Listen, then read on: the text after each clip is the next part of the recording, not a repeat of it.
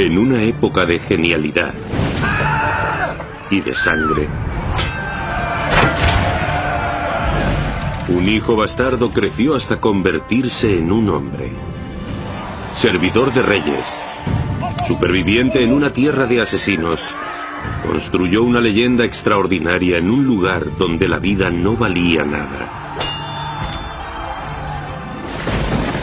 Hábil para los mecanismos de la guerra y los entresijos del poder, creó obras maestras eternas e impresionantes invenciones y sobrevivió.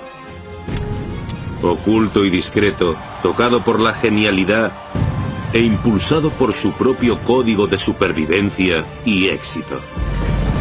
Un hombre para todo y un misterio para todos. Da Vinci y su código de vida.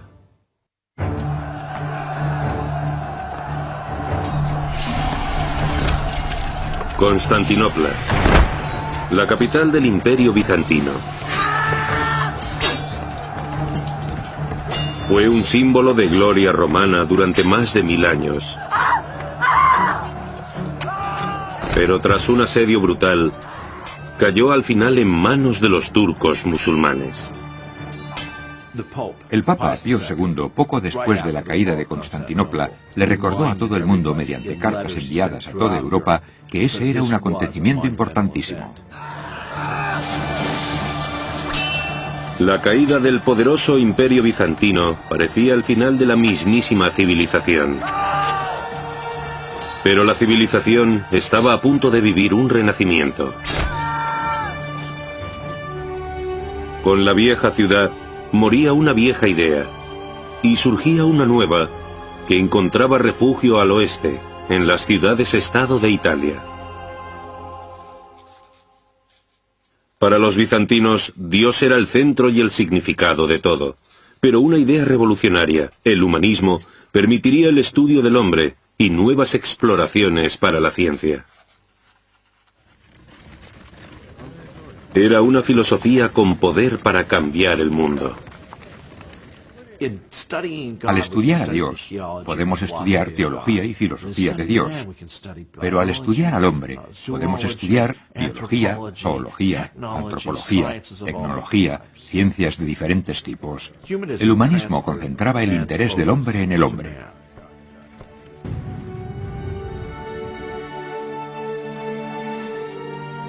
En las ciudades-estado de Italia, el humanismo iniciaba una nueva época, el Renacimiento, que anunciaba una explosión de nuevas ideas, nuevos inventos y nuevos descubrimientos. Era una época incomparable. Una buena época para nacer si eras una persona brillante.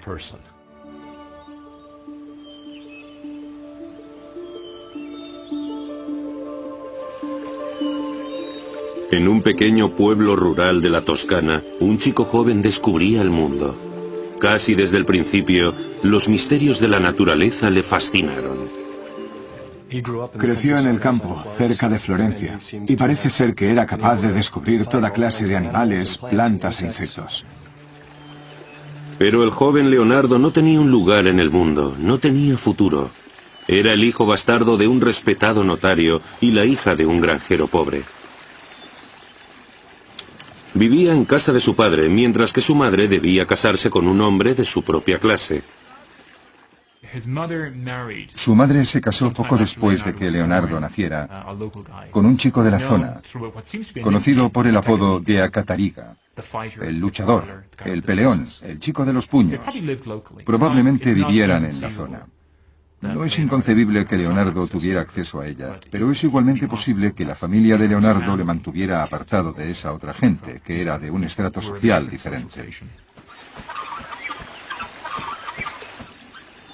El joven Leonardo disfrutó de una infancia cómoda con su padre y su madrastra, pero debido a su categoría de ilegítimo, sus perspectivas eran pocas.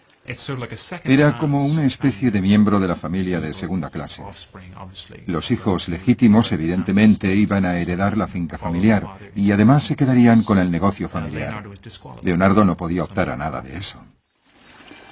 Leonardo! Sì, madre. Torna a casa, immediatamente. Ma perché devi sempre far di tutto un gioco? Destinado a dedicarse al comercio, ni siquiera podía llevar el apellido de su padre. Le conocían como Leonardo da Vinci. Su familia no gastaría dinero en educarle formalmente. Podemos imaginarnos cómo debía ser que te consideraran ilegítimo en una época en la que ser ilegítimo significaba realmente algo. Había profesiones que te estaban vedadas. Te limitaba mucho algo que estaba totalmente fuera de tu control. Enfrentado a su ilegitimidad, el joven Leonardo empezó a desarrollar un código para ir más allá de todas las expectativas, para superar todos los obstáculos. Al final, este le elevaría hasta el poder y la grandeza.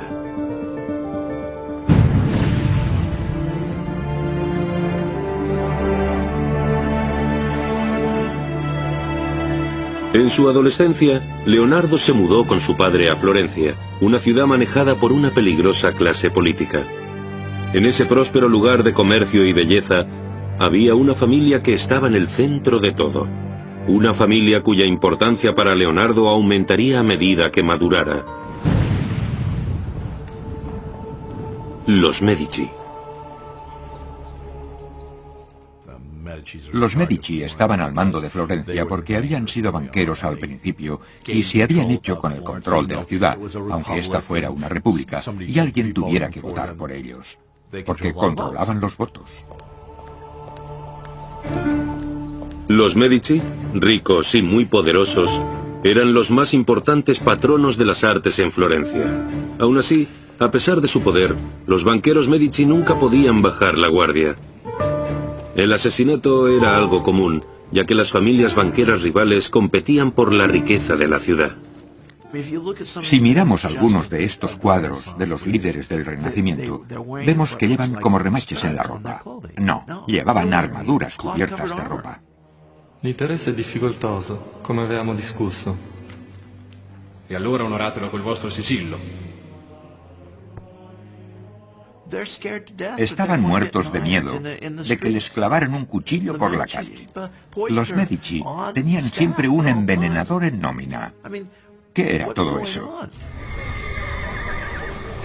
En una sociedad gobernada por el miedo, la sospecha engendró una brutal forma de justicia. Cualquier acusación, personal o política, podía hacerse anónimamente a través del tamburo.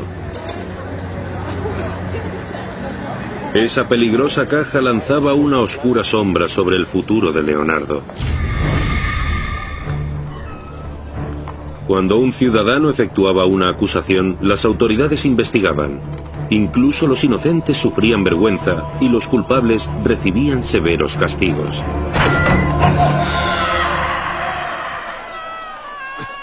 La visión de cadáveres ejecutados en público era normal en una ciudad como Florencia, así como en el resto de Italia. Leonardo vivía en una época y en un lugar donde la vida no valía nada, particularmente entre las clases más bajas. Sabía que debía liberarse de su condición de bastardo y ganarse una posición respetable en la sociedad, así que necesitaba ser miembro de las cofradías. Florencia era una ciudad gobernada oficialmente por las cofradías. Era así desde finales del siglo XIII. El gobierno de Florencia se extraía de entre las cofradías más poderosas. Las cofradías eran sindicatos profesionales, pero la mayoría estaban cerradas para un bastardo como Leonardo. Parece claro que no tenía ningún tipo de educación formal, que habría sido su formación normal si hubiese sido un hijo legítimo de su padre, en lugar de ser ilegítimo. Para Leonardo era difícil entrar incluso en una cofradía de bajo nivel, no profesional. Su única esperanza estaba en su talento y en la ayuda de un amigo importante de su padre. Tu devi essere Leonardo. Ti stavo aspettando. Tuo padre pensa che hai del talento. En 1468, cuando Leonardo tenía 16 años, su padre le envió a ver a Andrea de Verrocchio, un artista florentino bien considerado. Así se hacían las cosas en Florencia. Obtenías recomendaciones de tus conocidos, tus vecinos, tu red extendida de clientes y amigos. Ese tipo de recomendaciones personales eran la manera de conseguir romper con la costumbre de preparar a los hijos para el negocio familiar. Verrocchio accedió a tomar a Leonardo como aprendiz, a darle la experiencia que necesitaba para conseguir algún día la admisión en una cofradía. Fue allí donde Leonardo empezó a entender la relación entre el arte y el poder. Los Medici, la familia en el poder de Florencia, a menudo encargaban cuadros a Verrocchio. Verrocchio era realmente la persona en la que pensarías en la Florencia de finales del siglo XV. Si querías un cuadro, ibas a ver a Verrocchio. Cuando Leonardo entró a formar parte del taller, supo que podía superar sus limitaciones sociales. Surgió su código, más fuerte todavía. Si las circunstancias te detienen, encuentra otra manera de conseguir tus objetivos. Pero más allá de las puertas del estudio, Florencia entraba en un periodo peligroso. Mientras el patriarca de la familia Medici, Piero de Medici, yacía en su lecho de muerte, sus enemigos planeaban robarle el control de la fortuna familiar. Piero, ti senti un po' meglio? Solo la morte può recarmi conforto adesso. Toda la riqueza y el prestigio de los Medici podía desaparecer rápidamente, ya que se estaban preparando en silencio complots contra sus vidas.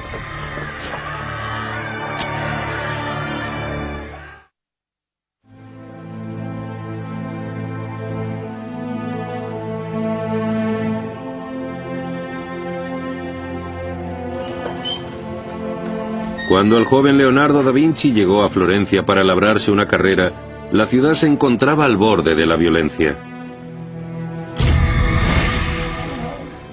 La familia dirigente de Florencia se reunía alrededor del lecho de muerte del patriarca Piero de Medici. Un gran peligro aguardaba a su hijo Lorenzo, de solo 20 años de edad, ya que la familia rival, los Pazzi, conspiraba contra él. Questa è la mia ultima volontà per te, Lorenzo. Devi guidare questa casata e guidare Firenze. Nessun altro può farlo. Devi stare attento, molto attento. Los problemas entre los Pazzi y los Medici eran de negocios. Nos cuesta creer que los negocios puedan acabar en asesinato. Los negocios fuera del universo paralelo de Los Soprano o algo de ese tipo. Pero eso era lo que ocurría. Si eras un líder, tu vida corría peligro.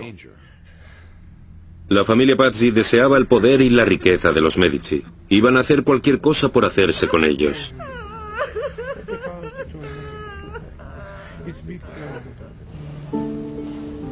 El joven Leonardo no sabía nada de las tormentas políticas que se formaban alrededor de Florencia. Aunque nunca los conocería, los Medici ejercerían una profunda influencia sobre su joven y ambiciosa vida. En el estudio en el que trabajaba Leonardo, su código le impulsaba a aprender todo lo que pudiera, a destacar por encima de las expectativas de su maestro. Sus cuadernos reflejan las exigencias que se marcaba a sí mismo. El pintor debe desarrollar todas sus habilidades, porque no puede haber respeto por uno mismo si una cosa se hace bien y otra mal. El taller de Verrocchio era muy activo en cualquier tipo de medio.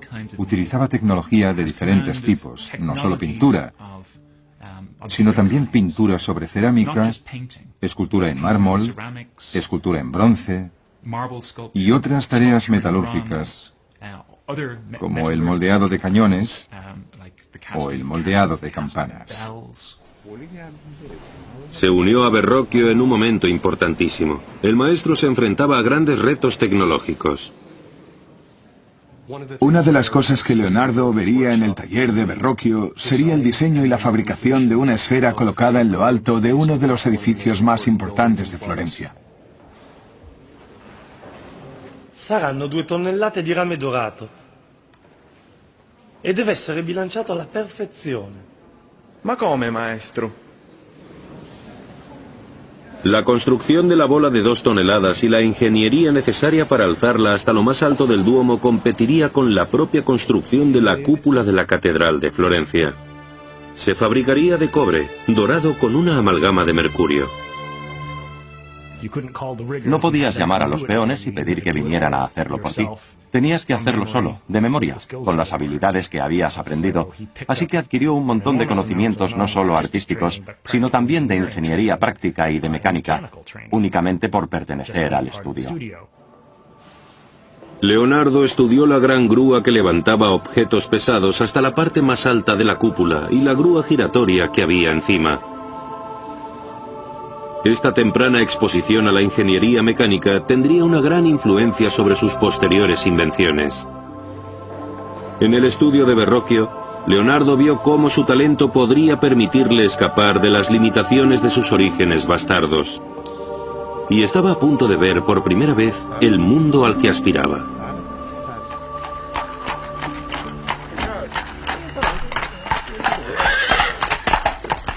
Verrocchio y sus estudiantes fueron invitados a llevar sus mejores obras al Palacio Medici para preparar una visita del influyente duque de Milán. Según el biógrafo italiano del siglo XVI Giorgio Vasari, Leonardo ya destacaba. El mejor de todos los alumnos de Verrocchio era Leonardo da Vinci, que además de belleza y gracia tenía tal poder intelectual que allá donde dirigiera su interés se convertía en un maestro con facilidad. Leonardo, pórtalo a mí. En esa importante casa, los jóvenes verían cómo la riqueza y la belleza se unían en los hogares de los poderosos. Una lección inspiradora para todos ellos. Pero la llegada del duque de Milán supuso una inspiración aún mayor para Leonardo. Mientras el duque, el patriarca de la familia Sforza, desfilaba por Florencia, Leonardo le observaba entre el alegre público. Como Leonardo, el duque era un intruso sin ningún pedigrí, y aún así estaba en lo más alto del poder. Los Sforza de Milán eran en realidad descendientes de Condottieri, mercenarios que en algún momento habían pasado de ser soldados contratados a casarse con los linajes políticos y al final a hacerse con el control de Milán. Leonardo no podía evitar sentirse inspirado. En el duque veía a un hombre que había superado sus vulgares orígenes y que había conseguido ser influyente y tener éxito. Por lo mismo, Leonardo sabía que debía utilizar todas las ventajas que tenía. Se cree que era extraordinariamente guapo. Le preocupaba mucho su aspecto. Siempre se vestía muy bien. Era extremadamente fuerte. Se dice que podía torcer herraduras con las manos desnudas. A la gente le gustaba inmediatamente después de conocerle, porque tenía una cualidad indefinible que hacía que la gente se sintiese atraída por él. Y esa también es una cualidad que se describe en el arte de Leonardo. Aunque era demasiado pronto para que Leonardo lo supiera, su destino y su futuro dependerían de la familia Sforza, cuando usase su carisma y su talento para construir una vida mejor.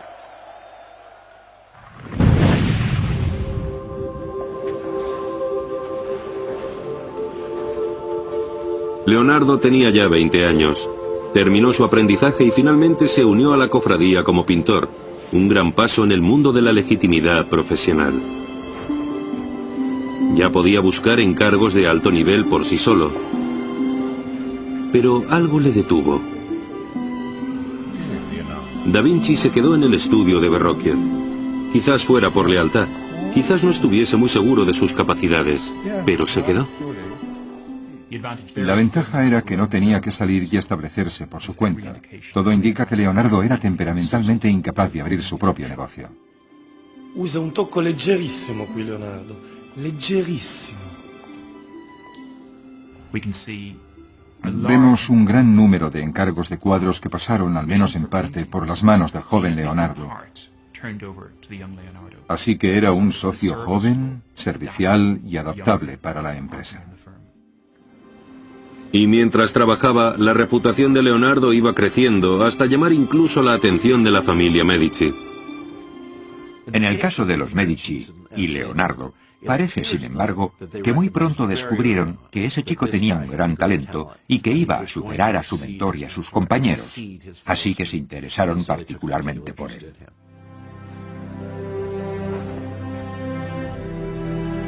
Allí, en el taller, como protegido de Verrocchio, surgió la primera gran obra de Leonardo. Se considera el cuadro más antiguo pintado por Leonardo que se conserva. El ángel de la izquierda, en una esquina de El bautismo de Cristo de Verrocchio, es solo un fragmento, una fugaz imagen del genio en que se convertiría. Solo el pupilo mediocre no supera a su maestro, escribió Leonardo. Y la leyenda dice que Verrocchio, al ver el ángel de Leonardo, no volvió a pintar jamás.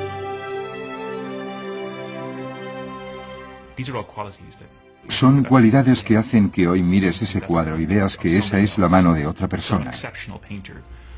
Un pintor excepcional que no está presente en el resto del cuadro.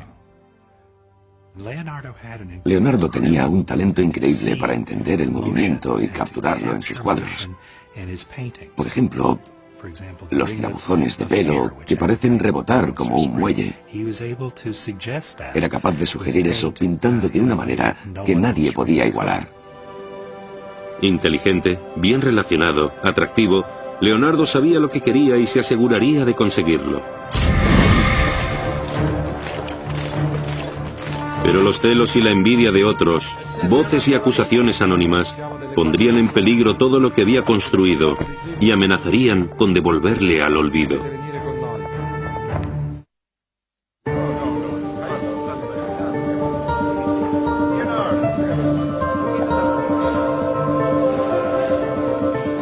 En poco más de una década, Leonardo da Vinci, de 24 años, había pasado de ser el hijo bastardo de un notario a ser un artista legítimo reconocido por los Medici, la familia más poderosa de Florencia. Los florentinos eran muy competitivos, era muy frustrante ser artista en Florencia, pero la competencia también hace que las cosas mejoren, hace que realices un mejor trabajo como artista. En el estudio de Verrocchio, su persistente experimentación con la pintura y la técnica le hacía destacar. Ese compromiso se convertiría en una pieza vital de su código, una manera de avanzar a sus competidores que tenían una mejor educación. Anotaba sus ideas en sus cuadernos. Sé que no soy un hombre de letras. La experiencia es mi única dueña verdadera, y la citaré siempre, en cualquier caso.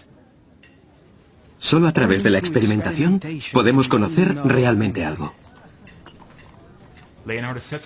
Leonardo creó una oposición entre la autoridad que se transmitía a través de los libros y la gente como él, figuras inconformistas que funcionaban al margen de los límites profesionales normales, que investigaban, que desmontaban las cosas para ver de qué estaban hechas, para ver cómo funcionaban. Hombre de sensibilidad fuera de lo común, Leonardo adoraba la naturaleza y no comía carne, negándose a ser una tumba para otros seres. Para él, la naturaleza era la mejor máquina y observaba sus misterios con respeto y sorpresa. Se pasó la vida intentando descubrir cómo funcionaba el movimiento de las nubes y el agua, el misterio de los pájaros y su vuelo. La ciencia, la naturaleza y la mecánica. Leonardo las imaginaba como una sola entidad que debía capturar a través de su vida creativa.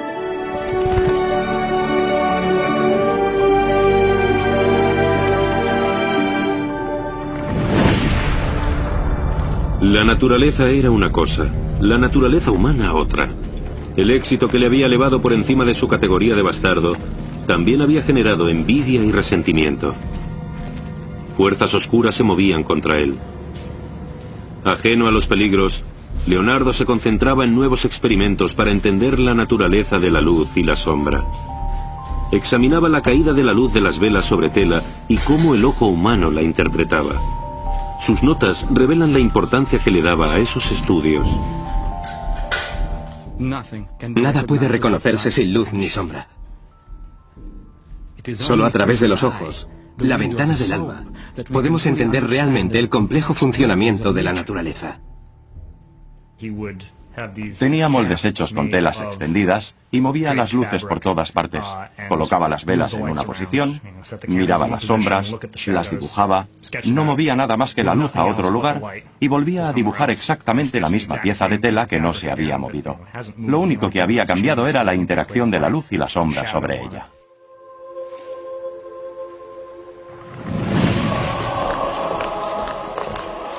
Pero en 1476, la envidia y la traición le alcanzaron. Fue de la mano de la Guardia Nocturna, la temida policía secreta de Florencia.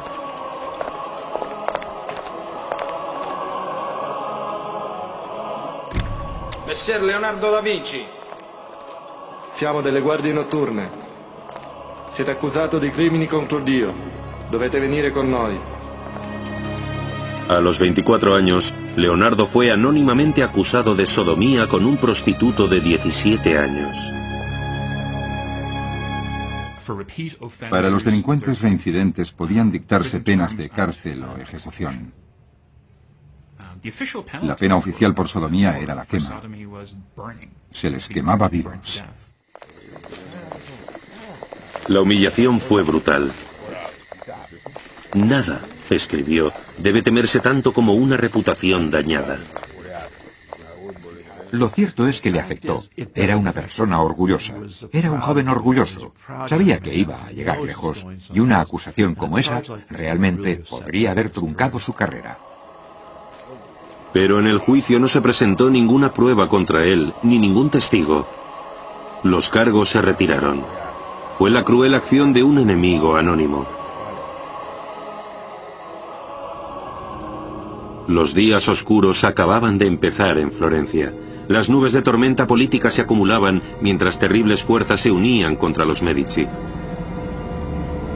Florencia estaba casi rodeada por los territorios del Papa, que se extendían al sur, hasta la ciudad-estado de Nápoles, y al norte hasta Ferrara.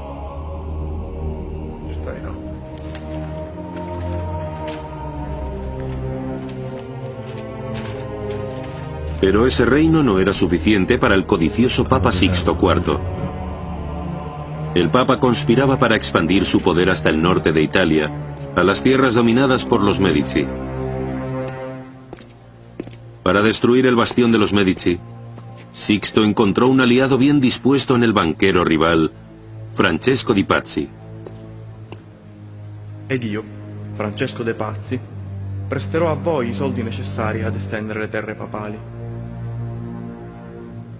El Papa transfirió sus cuentas a las arcas del banco familiar de los Pazzi. Pero los Pazzi querían más que la cuenta papal. Querían deshacerse de los Medici para siempre. Los Medici necesitaban dinero en su sistema bancario. Los Pazzi necesitaban dinero en su sistema bancario. Y cuando los dos intentaron conseguir el poco dinero que quedaba en Italia, que no estaba en ningún sistema, empezaron los problemas. Y allí fue cuando se llegó a la violencia.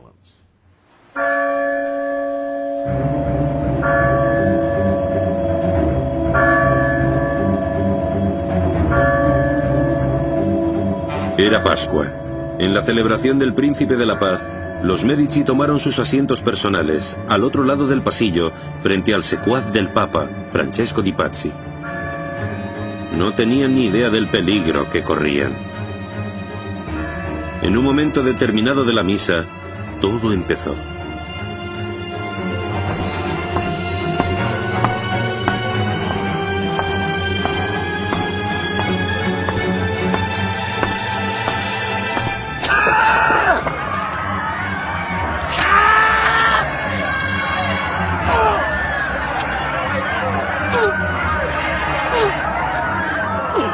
El joven Giuliano de Medici recibió 19 salvajes puñaladas y se desangró en el suelo de la catedral.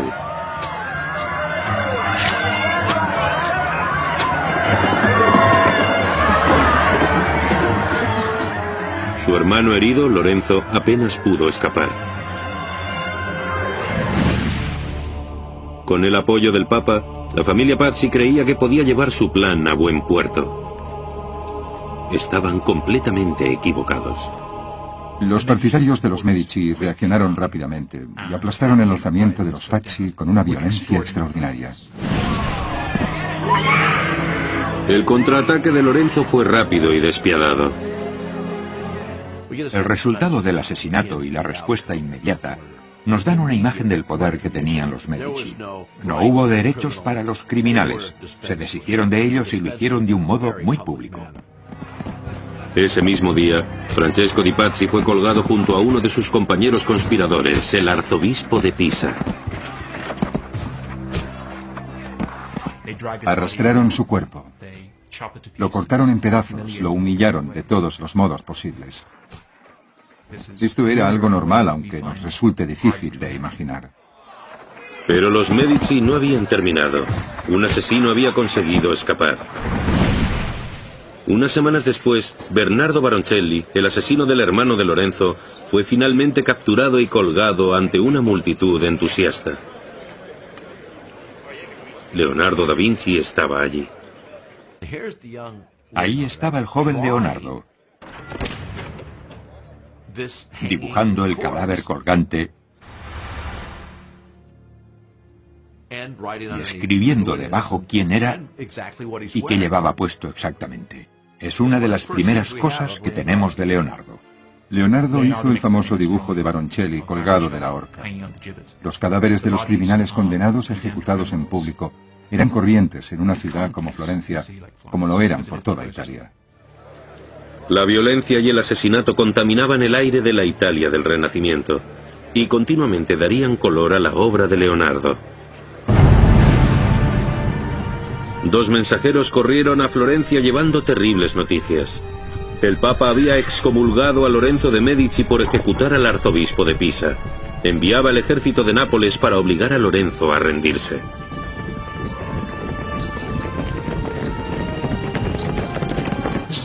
Era un ejército grande. Iban a ser muy difíciles de vencer. Muy difíciles de vencer sin una gran pérdida económica, una gran pérdida de vidas y una gran agitación de la sociedad.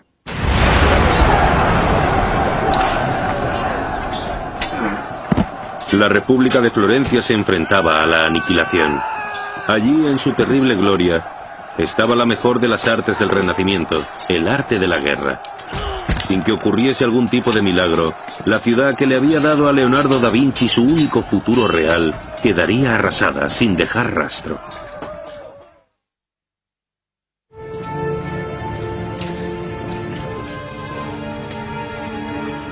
Messer Leonardo da Vinci.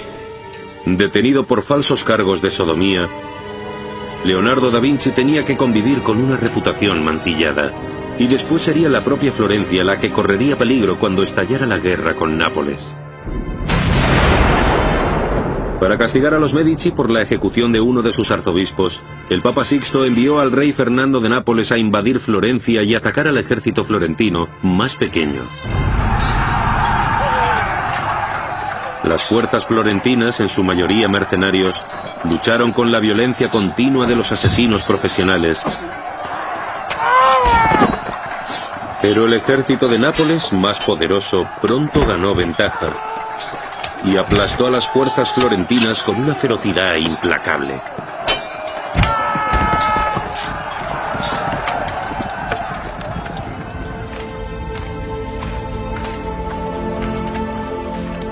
Tras la terrible batalla, Lorenzo tuvo claro que la situación de la ciudad era desesperada.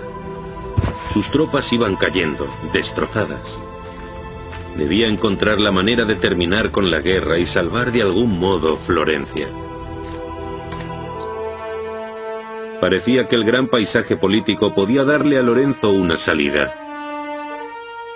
El Imperio Otomano, muy temido por los europeos cristianos, había estado amenazando la península entera. Florencia, Nápoles y los estados papales corrían peligro. En una jugada atrevida y peligrosa, Lorenzo viajó para enfrentarse al rey Fernando de Nápoles cara a cara e intentar convencerle de que los estados italianos debían unificarse contra los turcos en lugar de luchar unos contra otros. Si fracasaba en su misión, Florencia estaría acabada. Se una bombarda colpisce a segno in linea diritta 10 braccia. El riesgo era significativo. Podría haber muerto.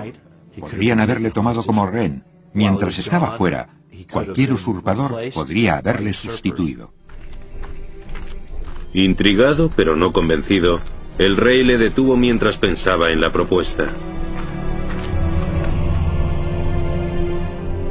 En Florencia, Da Vinci, como todos los demás, se vio atrapado por la tensión y la ansiedad de la guerra inminente.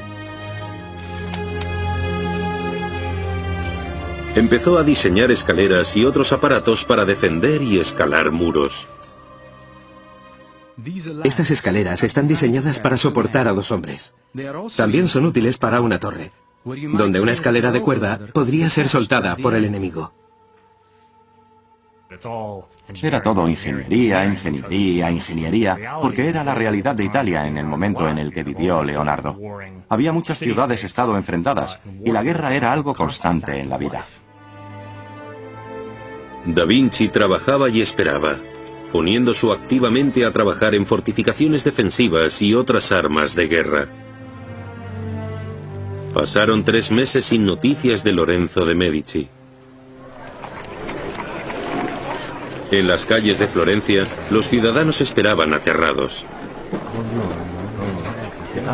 Las semanas pasaban sin noticias de su líder ni de su destino.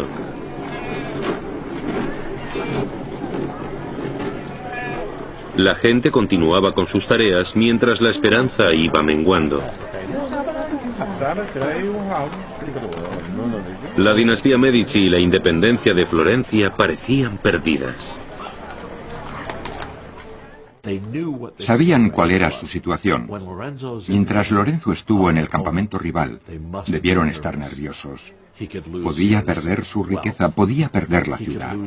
Los florentinos podían perder la ciudad. Y entonces, una conmoción se apoderó de las calles.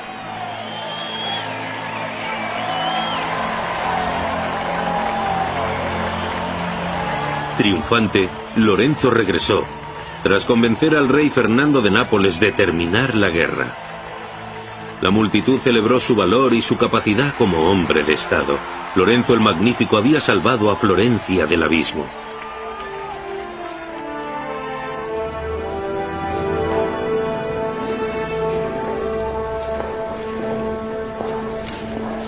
Cuando la paz llegó por fin a Florencia, Leonardo recibió el encargo de pintar la Adoración de los Magos, un retablo para el monasterio de San Donato a Escopeto. Era su primer trabajo importante.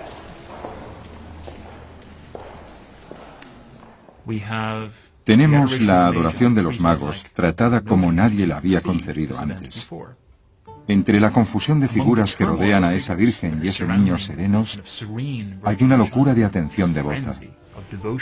Hay caballos que se encabritan. Es una locura de hombres a caballo.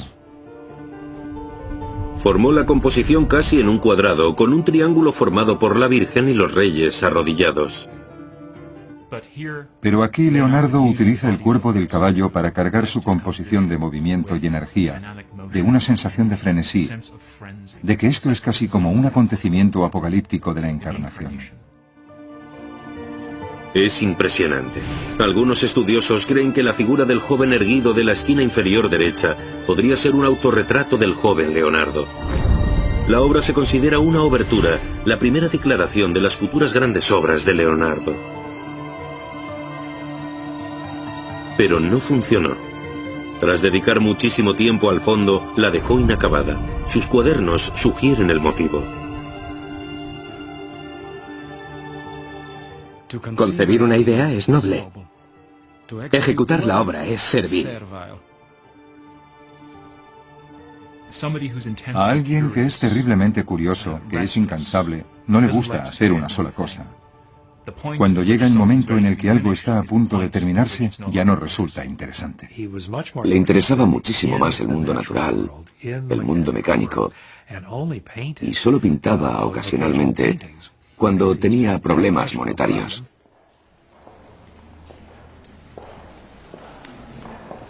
Era un mal momento para que Da Vinci abandonara la pintura.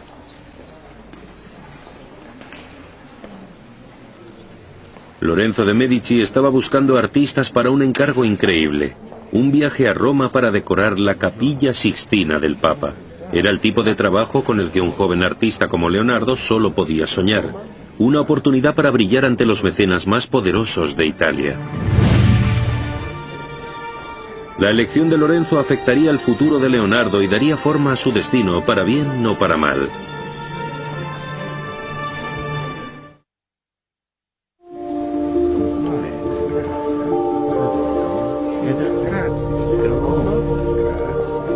Los rumores sobre el talento de Leonardo da Vinci se extendían, pero él parecía perder interés en su carrera. Dejó un encargo importante sin terminar. Los clientes empezaron a enfadarse, y cuando Lorenzo el Magnífico escogió sus mejores artistas para enviarlos a Roma, da Vinci no fue seleccionado.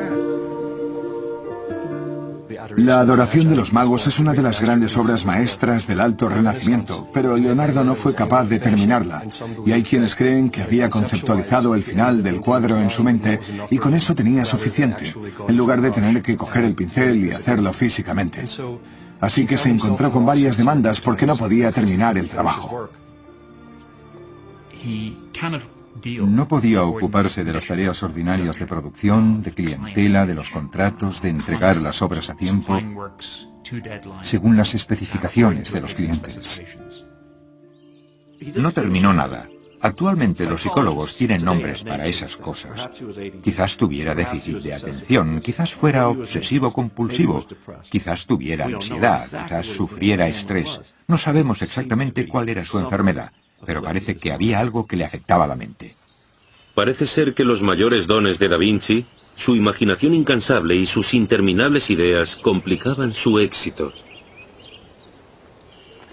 Nuevamente, las circunstancias le detenían y debía encontrar otro modo de conseguir sus objetivos. No estamos realmente seguros de que quisiera ser artista. Era la manera de avanzar en la vida de la corte y el mecenazgo. Pero cuando llegó hasta allí, lo dejó todo un poco de lado. Insatisfecho con la pintura, Da Vinci decidió que era hora de cambiar. Su código exigía que encontrase otro canal para sus ambiciones. Necesitaba empezar de nuevo y nuevas oportunidades. Así que se marchó a Milán. El estado italiano más septentrional, Milán, era el más vulnerable a los invasores extranjeros, así que estaba muy militarizado y era un centro de producción de armas y tecnología militar.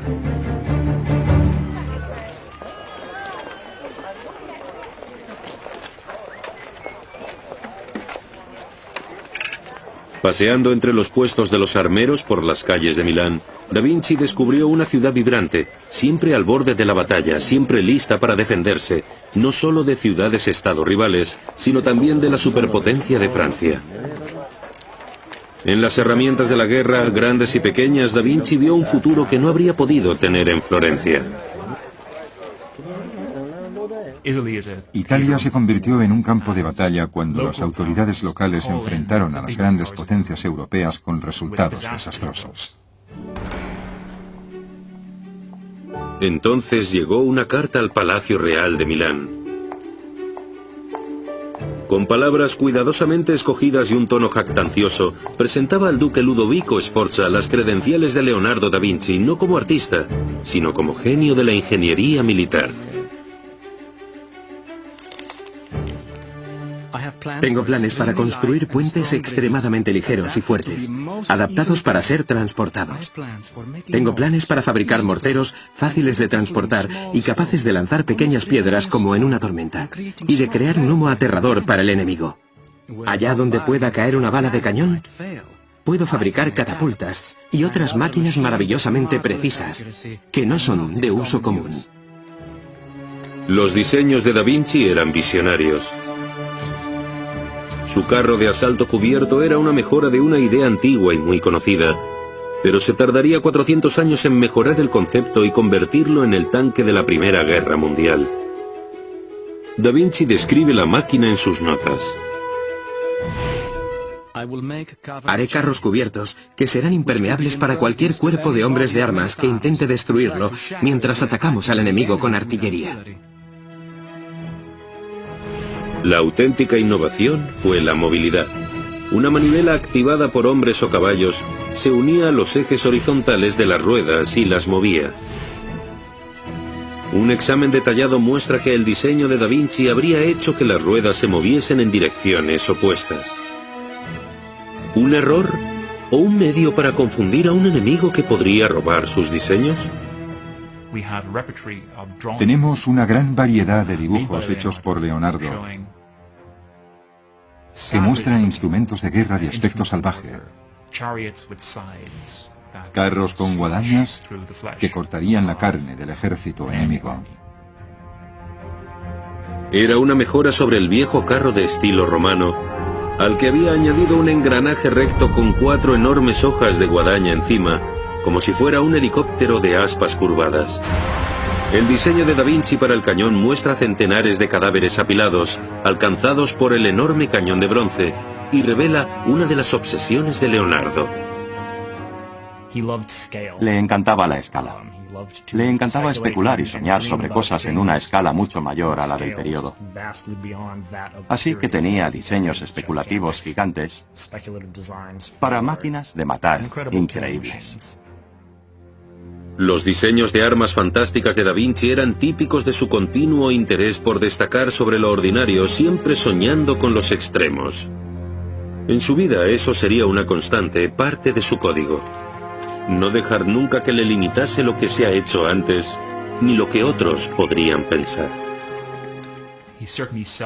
Realmente se vendía como alguien con secretos, alguien que conocía la tecnología de la ingeniería militar, la fabricación de cañones, la fabricación de armas.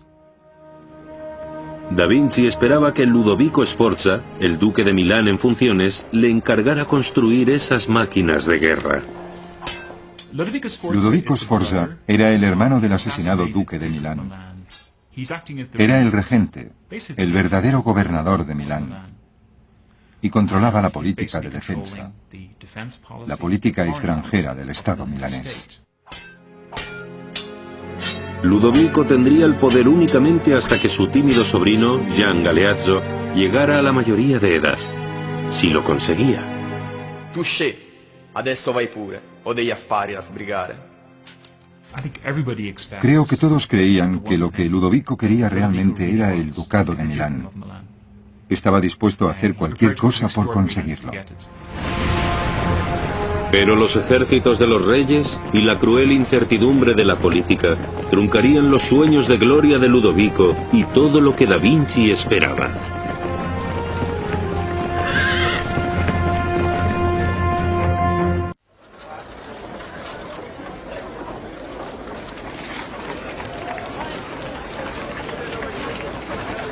Tras marcharse a Florencia, Leonardo da Vinci a sus 30 años llegó a Milán esperando vender su talento para la ingeniería militar al duque en funciones, Ludovico Sforza, un noble astuto y militarista.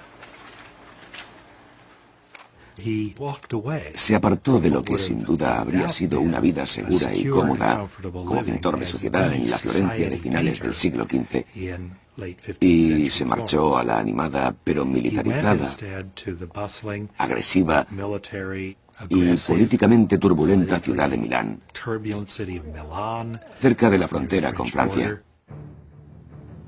A finales del siglo XV, Italia era un campo de batalla, ya que las pequeñas ciudades-estado de Milán y Nápoles luchaban por sobrevivir contra superpotencias como Francia y el Imperio Otomano, que les presionaban desde todas partes. Sacando partido de esa política inestable, la carta de Leonardo al duque resumía todas las habilidades militares imaginables que tenía como ingeniero. Diseño de fortalezas, construcción de tanques, máquinas de asedio. Solo en la última línea mencionaba que también era pintor.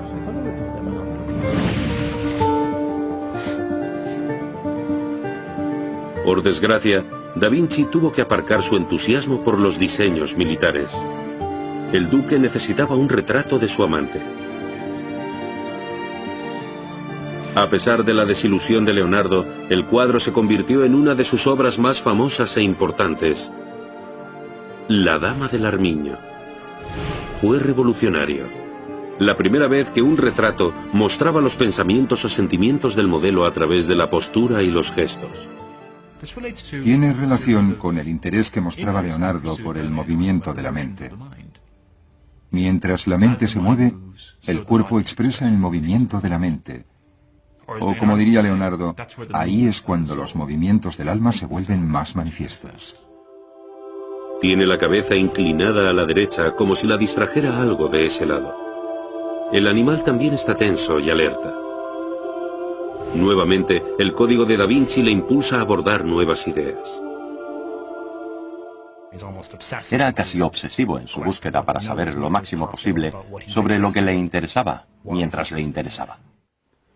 Sforza, nieto de un mercenario, y Da Vinci, hijo bastardo de un notario, dependen uno del otro para mejorar su nivel social. Guardate da questa parte adesso, signorina Gallerani. È un piacere posare per voi. Eso no era lo que había ido a buscar a Milán, pero tenía suficiente experiencia para saber que el poder y la oportunidad siempre son compañeros de viaje. Y el gran ego de la enorme familia Sforza pronto le brindó esa oportunidad. El duque encargó una colosal estatua de su padre sobre un poderoso semental, y Leonardo empezó a estudiar las proporciones de los caballos, utilizando un pequeño y dócil modelo para practicar. La distancia entre una oreja y la otra debería ser igual a la longitud de una de las orejas. La longitud de la oreja debería ser un cuarto de la cara. Sforza quería una estatua más grande que ninguna otra, el mayor monumento ecuestre jamás visto. Suele decirse que los príncipes caudillos utilizaban el arte como un medio de parecer más permanentes, más legítimos, más establecidos de lo que quizás eran en realidad. Los Sforza solo gobernaban desde 1450, pero su monumento ecuestre iba a superar todos los existentes. Leonardo consideraba el reto de crear la estatua de 7,5 metros de altura una oportunidad para su carrera, el triunfo duradero del arte y la tecnología. Dedicaría más de 12 años de su vida a ese proceso. Iba a ser una estatua a una escala mucho mayor que cualquier otra cosa que hubiese existido antes. Necesitaría de todo tipo de nuevas tecnologías para pensar cómo fabricarla. Extendiendo su visión y su talento al máximo, Leonardo crearía incontables modelos pequeños de arcilla y dedicaría los años siguientes a investigar cómo moldear ese coloso con 60 toneladas de bronce. Como quería hacer el caballo en particular de una sola pieza, habría que hacerlo al revés y excavar fosos para moldear. Bueno, Milán se encuentra en el valle de un río y debajo hay una bolsa de agua. La cabeza del caballo, que apuntaba hacia abajo, debía quedar justo por encima del nivel del agua. Si se empezaba a calentar el agua de una zona, se podían causar problemas graves y posiblemente incluso una explosión. En otras palabras, trabajaba muy cerca del límite de lo posible. Esa era la esencia del código de Leonardo, ir más allá de lo esperado, no solo en su trabajo, sino también en su vida. Y mientras el enorme caballo iba tomando forma lentamente, Leonardo volvía a desviar su vívida imaginación a las armas de guerra. Como en el caso del caballo, los diseños eran enormes, monumentales. Siempre creaba cosas enormes, mucho más grandes que cualquiera de las cosas que existían en la época. La ballesta gigante es una especie de abanderada de su mentalidad. Probablemente fuera tan larga como un tractor-trailer. La construcción era muy complicada. La ballesta se iba a construir con secciones laminadas para que fuera más fuerte y flexible. La cuerda, tensada gracias a un engranaje de gusano, podía dispararse silenciosamente. La gente miraba los dibujos de Leonardo de cosas como la ballesta gigante y parecía pensar que era una idea original. No era así. Lo que Leonardo hacía era coger una idea bastante normal y ver lo lejos que la podía llevar. Empezó con sus famosos cuadernos, una obsesión que duraría toda su vida y que actualmente nos sigue confundiendo. Se estima que escribió unas 15.000 páginas antes de morir. ¿Qué escribía en sus cuadernos? De todo. Listas de lavandería, no olvidar recoger el dinero que fulano le debía, lo que necesitaba de la tienda, listas de mudanza, bocetos de gente que veía en la calle y que tenía caras interesantes, notas para sí mismo sobre cualquier cosa que quisiera recordar. Leonardo componía a menudo las notas de derecha a izquierda, incluso escribiendo letras y palabras al revés, como en un espejo. La gente especulaba, y sigue especulando, que intentaba escribir en clave. No quería que la gente copiara sus ideas. Quizás decía cosas que no quería que la gente pudiera leer. Pero la razón más plausible es simplemente que aprendió a escribir como niño zurdo, así que escribir de derecha a izquierda, incluso al revés, le salía naturalmente. En esa época, Da Vinci había contratado a un ayudante. Se llamaba Giacomo, un joven de clase baja con perspectivas limitadas. Ayudó a Leonardo a construir muchos de los aparatos mecánicos y curiosidades para las elaboradas fiestas de Ludovico Sforza. Giacomo, perché devi sempre giocare con tutto? E dammi quel pianeta. Da Vinci empezó a llamarle Salai, que significaba diablillo. El travieso muchacho se quedaría con Leonardo hasta el final de la vida del artista.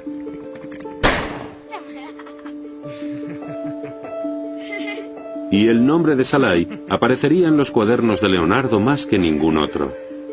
Salai estaría con él en uno de los días más importantes de la vida de Da Vinci.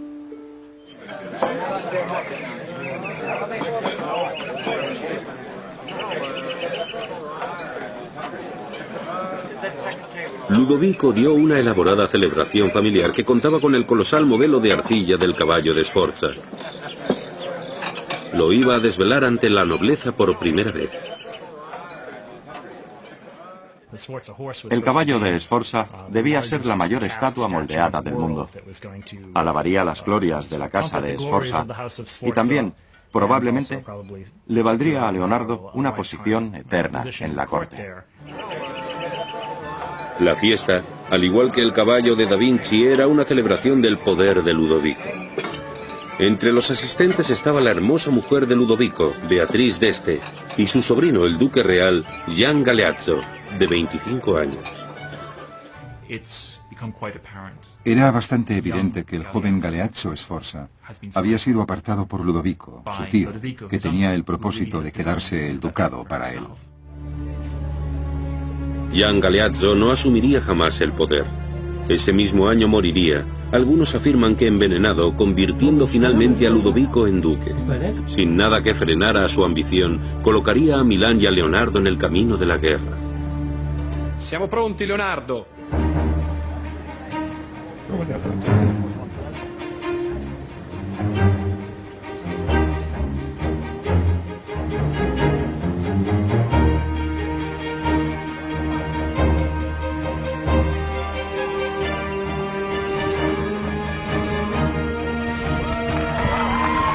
¡Via el telo! Al final, todo se reduciría al nivel social. La influencia, el magnífico caballo de Da Vinci y la peligrosa ambición de Ludovico.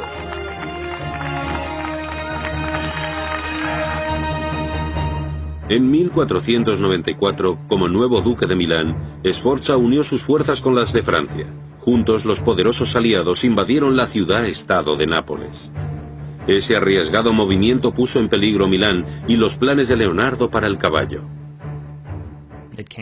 Al final todo fue cuestión de necesidad. Había muy poco metal, y el duque de Milán tenía que decidir entre moldear cañones o darle el metal a Leonardo para hacer una estatua. Escogió hacer lo más conveniente y preocuparse de su propia defensa.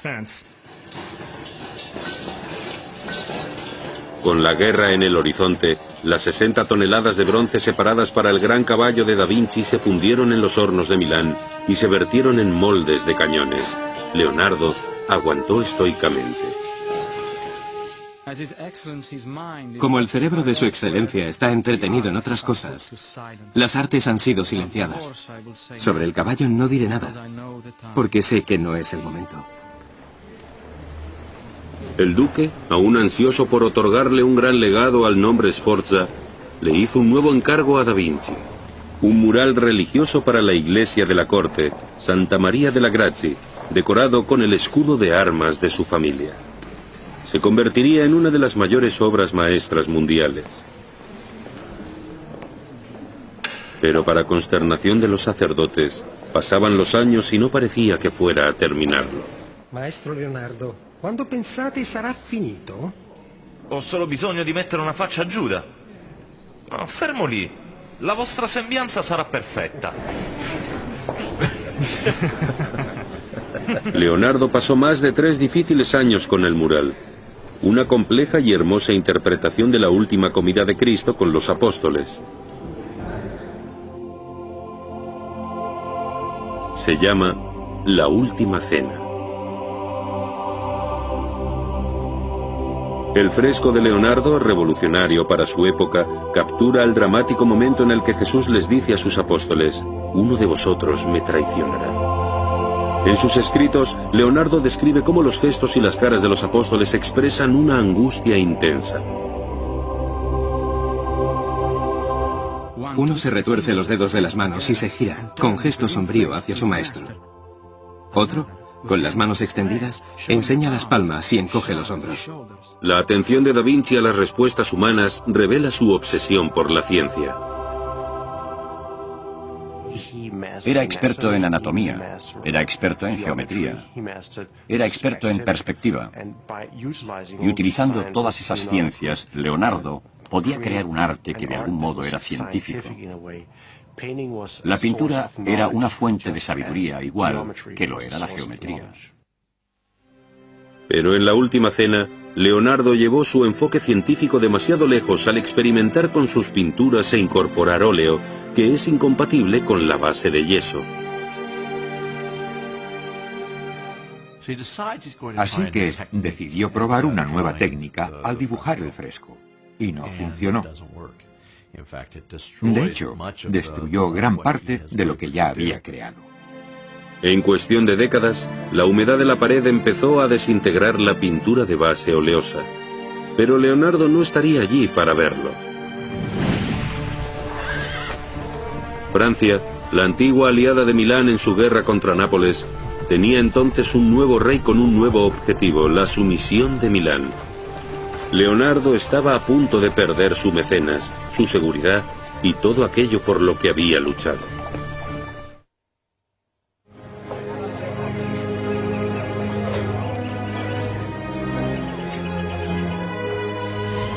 En Milán, Leonardo da Vinci había creado algunas de sus obras más importantes. Había pasado 17 años en la corte del duque Ludovico Sforza, realizando sus propios sueños de éxito.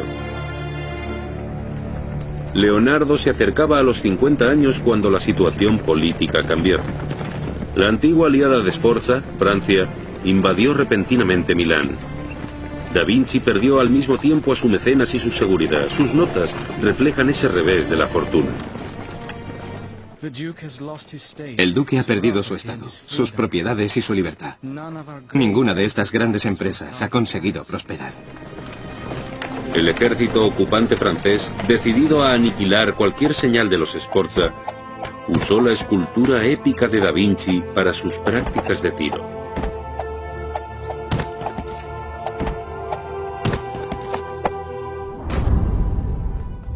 Fue un acto simbólico. Mostraba lo mucho que esos monumentos ecuestres se identificaban con el poder de ciertos gobernantes. Podían ser grandes obras de arte, pero eso era secundario, eran un símbolo. Da Vinci aprendió de ese cruel acto lo fugaz que podía ser el éxito y lo vulnerable que era a la naturaleza veleidosa de la política. Entristecido por la pérdida del gran caballo, un Leonardo envejecido abandonó Milán con su fiel aprendiz, Salai.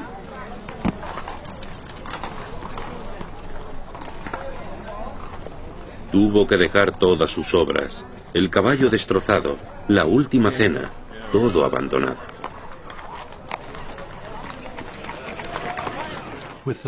Con la caída de la casa Sforza en Milán, Leonardo se quedó sin trabajo. y se inició un periodo de su vida en el que estuvo deambulando. Sus cuadernos reflejan su estado de ánimo.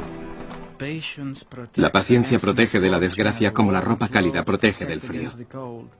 Cuanto más cálidamente te vistes, menos poder tiene la tormenta. Del mismo modo, aumentar la paciencia al enfrentarte a la peor de las situaciones la vuelve impotente ante la paz de tu espíritu. Sus viajes le llevaron a Venecia, amenazada entonces por el creciente poder de los otomanos. Quizás allí encontrara un mercado para sus armas y fortificaciones innovadoras. Una de las cosas interesantes sobre Leonardo es pensar la gran parte de su carrera durante la que no trabajó como artista. Siempre se piensa en él primordial y principalmente como pintor. Pero si miramos los años que pasó al servicio de varios señores, gran parte de ellos estuvieron dedicados a la ingeniería militar y al entretenimiento. Fue a ver al duque de Venecia con multitud de ideas, incluso un traje de buceo y un sistema de buceo para la guerra submarina. En sus escritos, Da Vinci describió su complejo diseño. Una placa de armadura con casco, jubón y calzas. Y una bota para aguantar la respiración, con medio aro de hierro para mantenerla lejos del pecho. Cuando se desinfla la bota, se cae hacia el fondo, arrastrado por sacos de arena. Cuando se infla, se asciende hacia la superficie. Parecía casi no pertenecer a su época. En un periodo en el que ni siquiera tenían cosas mundanas, como maneras de contar el tiempo, Leonardo pensaba en caminar por el fondo del océano y volar por el aire como los pájaros, o desarrollar vehículos de propulsión. Tenía una visión completamente singular de prácticamente todo lo que le rodeaba. Las ideas de Da Vinci estaban siglos por delante de su tiempo. Su código le había llevado a soñar con lo imposible. Pero Venecia no tenía ningún interés en sus inventos. Se le consideraba un extranjero y sus ideas visionarias solo causaban sospecha. Rechazado, debía perseguir sus sueños en otro lugar. Volvió a Florencia, la tierra de su infancia.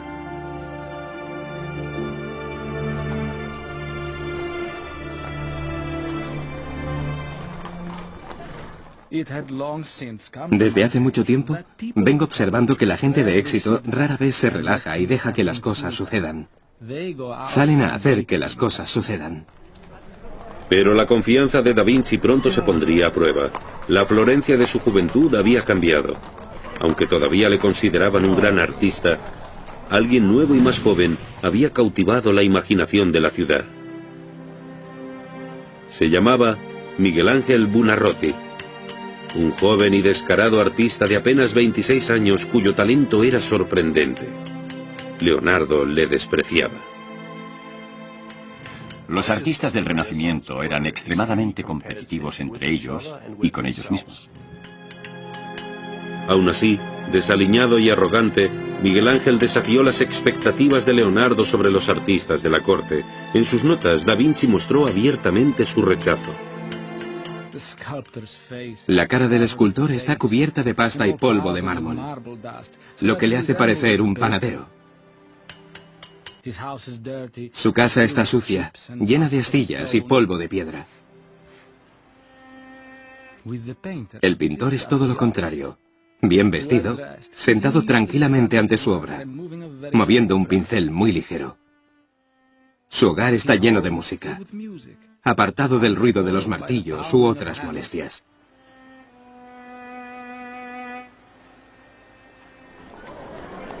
La creciente hostilidad entre Leonardo y Miguel Ángel rápidamente se hizo pública.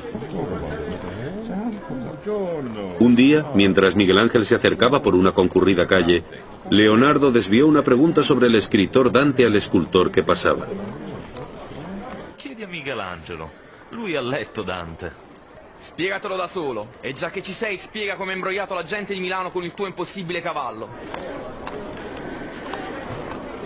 Da Vinci se sintió herido por el insulto y el recuerdo de su fracaso. Resentido, continuó burlándose del trabajo de Miguel Ángel. Creo que le cito bien si digo que criticó a pintores como Miguel Ángel cuya anatomía hacía que la gente pareciera sacos llenos de nueces. Casi 25 años mayor que Miguel Ángel, Leonardo estaba desilusionado y guardaba sus cuadros cada noche con menos pasión que en la anterior. Sus escritos reflejan su creciente desesperación y su vejez. Oh tiempo, devorador de todo. Oh época rencorosa.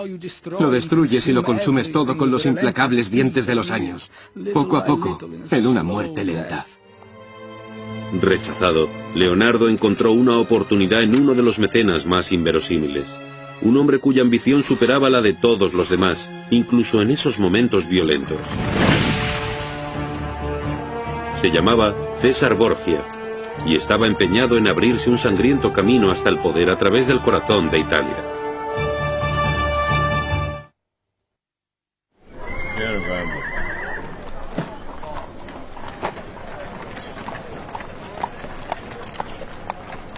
Tras perder el trabajo de 17 años, un desanimado Leonardo da Vinci acabó por volver a Florencia. Pero allí encontraría el desafío de un rival mucho más joven, el gran artista Miguel Ángel. Sus cuadernos revelan que incluso enfrentado a todo eso, su código exigía que siga adelante. Los obstáculos no pueden acabar conmigo. Todos los obstáculos deben producir una severa decisión. Aquel que fija su mirada en una estrella distante no flaqueará. En 1502, Da Vinci encontró una curiosa oportunidad gracias al Papa Alejandro y a su hijo bastardo, uno de los tiranos más temidos de la época, César Borgia. César estaba acusado de asesinar al menos a uno o dos de los maridos y amantes de sus hermanas y quizás también a su propio hermano. El mismo César era representado como la encarnación del diablo, pero otros creían que era un gran líder. Borgia personificaba la corrupción y la sed de poder que había acabado por definir el papado. Era despiadado al intentar consolidar el imperio de su padre y esperaba poder reclamarlo como propio algún día.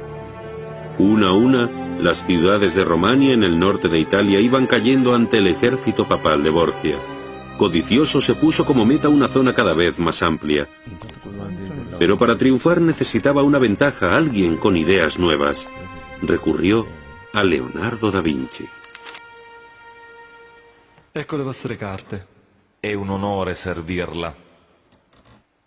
Borgia le impuso el título de ingeniero jefe general, así que Leonardo probablemente tuviera la oportunidad de observar los verdaderos horrores de la guerra de primera mano.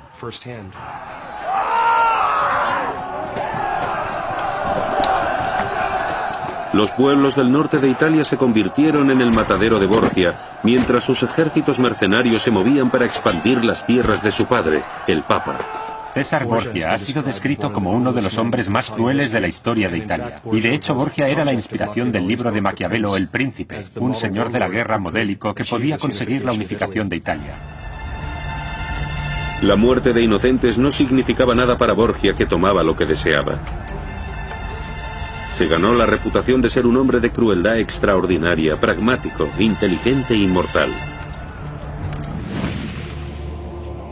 Da Vinci sirvió bien a su señor, supervisando la construcción de obras defensivas, torres, trincheras y armamento. Finalmente, le habían dado la oportunidad de hacer diseño militar, de practicar el arte de la guerra. Para Borgia, la principal cualidad de Leonardo eran sus impresionantes mapas a vista de pájaro, la clave del éxito en la batalla. Al darle esos mapas a Borgia, Leonardo capacitaba a ese señor de la guerra para llevar sus tropas por la noche, llegar antes a la batalla y tener una oportunidad de ganar.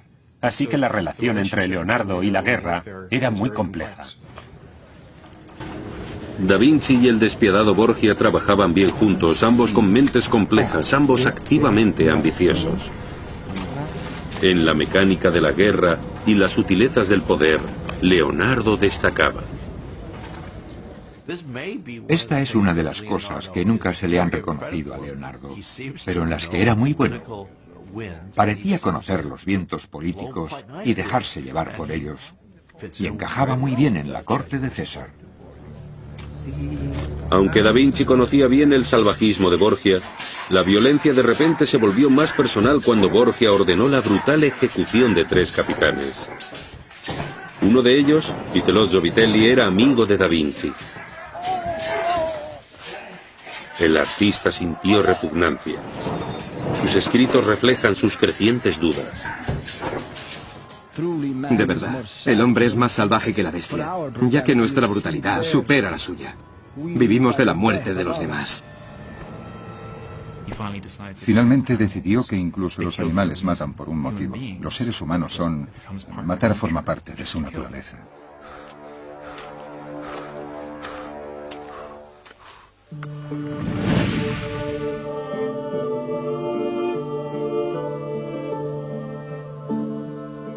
Da Vinci abandonó el servicio de Borgia y regresó a Florencia y al arte de la pintura, quizá para explorar el lado amable de la naturaleza humana. Allí empezó el trabajo por el que siempre se le recordará.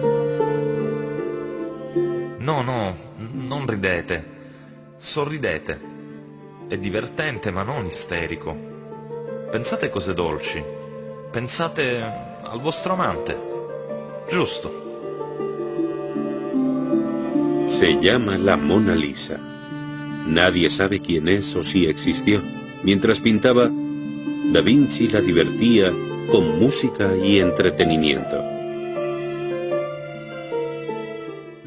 Leonardo decía en sus escritos que las caras son más bellas al atardecer y capturaba ese efecto utilizando formas de pintura transparentes. Una técnica que más tarde se llamaría esfumato, que significa un efecto ahumado, una especie de humo. Y eso se ve en estas transiciones casi invisibles de la luz a la sombra que son tan enigmáticas. Resulta increíble que alguien pudiera hacerlo con pincel. Es una gran muestra de virtuosismo. La gente suele hablar sobre el misterio de la sonrisa de Mona Lisa. Si es misteriosa, es porque Leonardo da Vinci ensombreció las comisuras de los labios y los ojos, los rasgos más expresivos del rostro humano. Siempre se sugiere que la Mona Lisa es un cuadro de misterio, que hay algo muy secreto detrás de ella.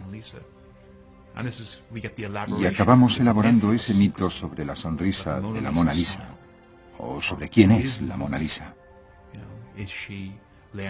¿Es la amante de Leonardo? ¿Es el propio Leonardo? La historia no revela su verdadera identidad. Vasari, el biógrafo de Da Vinci, la identifica como Mona Lisa Gioconda, la mujer de un mercader. Pero Vasari nunca vio el cuadro y el propio Da Vinci no dejó ninguna pista. Lo llevó con él durante años y siguió trabajando con él. Nunca lo terminó del todo. El único motivo por el que existe tal y como es hoy es porque él murió. La Mona Lisa será para siempre un trabajo en curso, una manifestación física de su código, de su compromiso por conseguir lo imposible, la perfección en la pintura.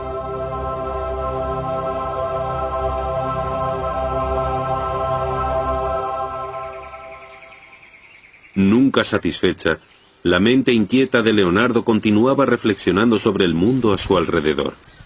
Una de sus mayores obsesiones era el misterio del vuelo. En una época en la que no había fotografía cuadro a cuadro, observó a los pájaros volar y supo ver que no solo movían las alas arriba y abajo, sino que era una especie de complicada figura de 8 movimientos en la que las alas se inclinaban, giraban y empujaban hacia abajo en cada golpe. Utilizó sus conocimientos de ingeniería para diseñar máquinas que esperaba que fuesen capaces de volar e hizo una valiente predicción. Habrá alas para el hombre. Si no lo consigo yo, algún otro lo hará algún día. Adaptó un juguete infantil giratorio e hizo el diseño de un aparato deslizador, utilizando un tornillo helicoidal en lugar de rotores, como utilizan los helicópteros modernos. Creó máquinas voladoras de alas de murciélago, cuyas alas se movían como las de un pájaro, con un armazón muy elaborado que incluso incluía un control de vuelo similar a un timón. Dice la leyenda que intentó hacer volar una máquina, que se cayó y que alguien se rompió una pierna en el intento. Las máquinas de Leonardo eran increíbles y fantásticas, pero fantásticas de fantasía. Quizás no funcionasen, pero significan mucho para la mente, para evaluar su capacidad de pensar en conceptos más allá de los normales. Pero parece que se dio cuenta de que la cantidad de energía necesaria para mover una de esas alas de casi 2 metros era más de la que podía generar una persona. Así que empezó a pensar en diseños más complicados, con motores de algún tipo que acumularían suficiente energía para mover las alas un rato antes de que el motor se detuviese. Solo más tarde consideraría la idea de un ala fija, la idea que al final llevaría al éxito del vuelo centenares de años después. Pese a todos sus esfuerzos y a sus extraordinarios diseños, nunca consiguió resolver el gran reto del vuelo del hombre. Pero lo intentó durante casi toda su vida. Era un hombre muy inteligente, un ingeniero brillante en lo que respecta a la teoría, pero quizás la práctica, la parte práctica de las cosas, la parte práctica de la ingeniería que a menudo evita a los grandes pensadores, le evitó también a él.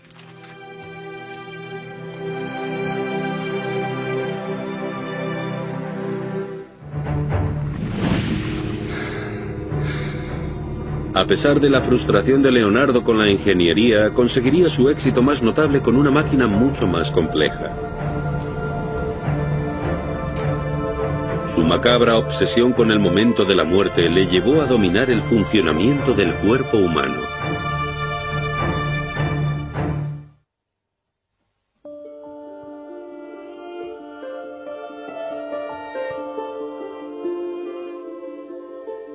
Leonardo da Vinci, de 53 años de edad, llevaba un tiempo trabajando en la más reconocida y celebrada obra maestra de todos los tiempos, la Mona Lisa.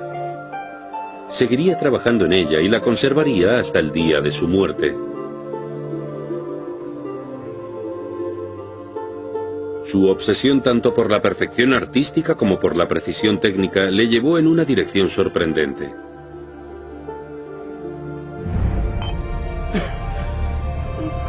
Dirigió su insaciable curiosidad al estudio de la mayor obra de arte de la vida, el cuerpo humano. Le interesaba la anatomía desde muy joven, probablemente desde la época que pasó en el taller de Verrocchio, donde a los artistas de Florencia se les animaba a hacer disecciones y autopsias en la escuela de medicina, por ejemplo, o si no hacerlas, al menos a observarlas. Siempre fascinado por el cuerpo humano, estudió los misterios de la muerte en el Hospital de Santa Maria Novella. Dicono che abbiate vissuto 100 anni. È vero? 100 anni? Non è così difficile. Non sento dolori, solo stanco, tanto stanco e terribilmente debole. Le interesaba la manera en la que las piezas del cuerpo humano, que es un mecanismo muy intrincado, la manera en que encajaban las piezas del mecanismo. Horas después de la muerte del anciano, Da Vinci descendió a la cavernosa morgue para desmantelar la máquina más perfecta de la naturaleza. Nos puede sorprender saber que la disección de cadáveres humanos de Leonardo no estaba mal vista por la Iglesia de su época. Eso parece ser un concepto más moderno, una prohibición moderna. Allí haría un descubrimiento sorprendente con muchos siglos de adelanto. Conduje una autopsia para determinar la causa de una muerte tan tranquila y descubrí que fue causada por la falta de flujo sanguíneo en la arteria que alimenta el corazón y otros miembros inferiores, que estaban atrofiados y encogidos. En 1507, Leonardo hace la primera descripción de la historia de la arteriosclerosis, comparando el sistema circulatorio del anciano con el de un niño. Hay que intentar imaginar cómo habría sido hace 500 años trabajar en una autopsia sin una buena iluminación y sin una buena conservación del material. El hedor habría sido horrible. En esas difíciles condiciones, Leonardo inventó una manera completamente nueva de observar. Más tarde, sus secciones transversales y sus diagramas influirían profundamente en el método moderno de visualización de anatomía y en su maquinaria. Su código, como él mismo, maduró. La experimentación continuaba siendo el principal motor de su esfuerzo para conseguir lo que nadie más podía. Me inspira la urgencia de hacer. Saber no es suficiente. Debemos actuar. Estar dispuesto no es suficiente. Debemos hacer.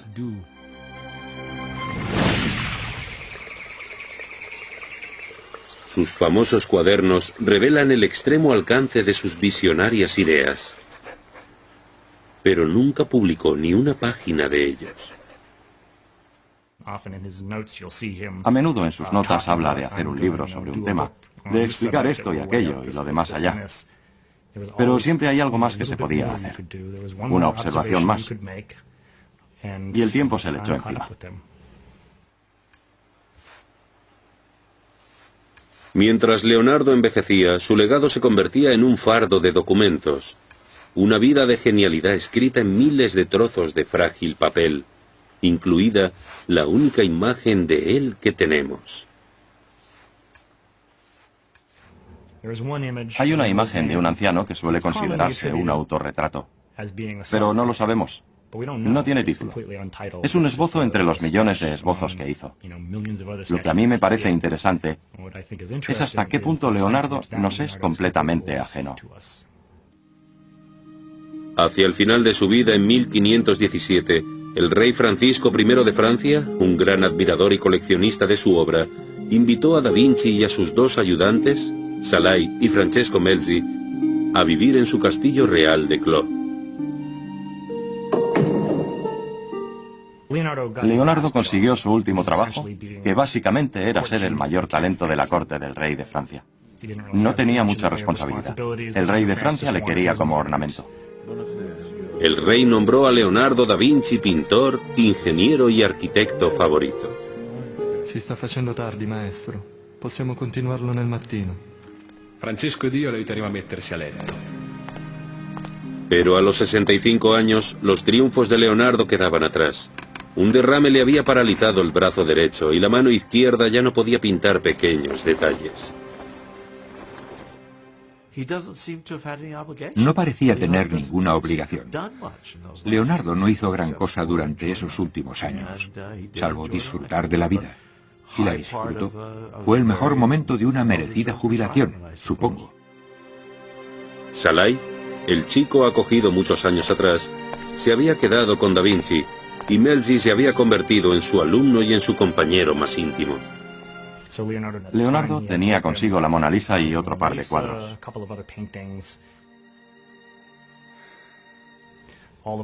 Todo ello se lo legó a Melzi, que había sido su aprendiz y había viajado con él durante años. En 1519, tras meses de problemas de salud, Leonardo da Vinci pasó a la historia.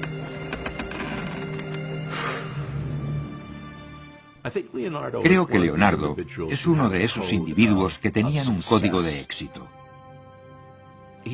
No lo medía por la riqueza, no lo medía por la popularidad, lo medía por sus propios sentimientos hacia sus logros. Para mí, Leonardo da Vinci representa algo de los seres humanos. Representa a la persona que supera gran cantidad de obstáculos sociales y realmente demuestra de qué somos capaces. Su capacidad de ver más allá de su realidad cotidiana es para mí una de las cosas que le harán eternamente popular.